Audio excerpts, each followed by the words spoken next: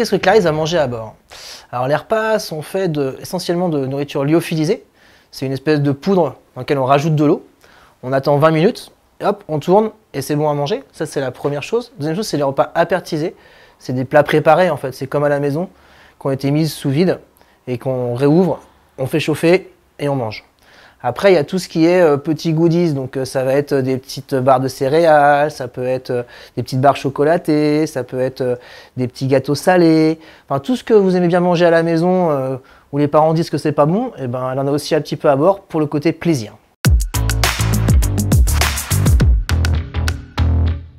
Combien d'eau amène Clarine sur le bateau? Je vous dirais 0. Alors pourquoi 0? Parce qu'en fait l'eau, elle va la fabriquer. On va prendre de l'eau de mer qu'on va désaliniser, on va retirer le sel de l'eau de mer et comme ça elle aura de l'eau douce à bord. Alors en sécurité, quand même, si jamais ces deux machines ne fonctionnent pas, on a 20 litres d'eau douce à bord qui sont stockés.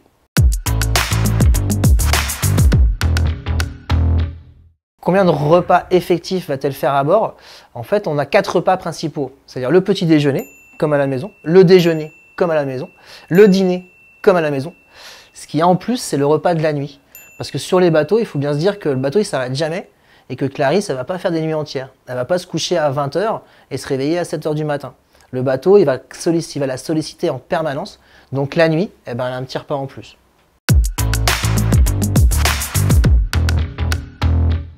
On n'a pas envie de manger la même chose quand il fait chaud que quand il fait froid. C'est-à-dire que l'été, donc quand elle va être au niveau de l'équateur en gros, eh ben on va avoir des plats plutôt à base de taboulé, de plats froids. Et puis quand il va faire bien froid dans les 40e ou les 50e rugissants, eh ben ça va plutôt être des bons plats bien calorifiques comme du poulet au cèpe ou un bon cassoulet ou ce genre de choses. Comment c'est rangé à bord? La question, c'est vraiment d'essayer de l'organiser au maximum pour pas qu'elle ait à chercher ses aliments. Donc on va faire des sacs journaliers. Donc on va mettre le repas de la journée dans un petit sac. Et après, tous ces petits sacs vont être rangés dans un plus gros sac qui va correspondre en gros à une semaine. Le sac, il ne doit pas faire plus de 20 kg. Parce que s'il fait plus de 20 kg, ça va être difficile pour elle de le porter. Et à ce moment-là, elle risque de se faire mal. Donc voilà, en gros, c'est journalier et rallongé dans les grands sacs par semaine.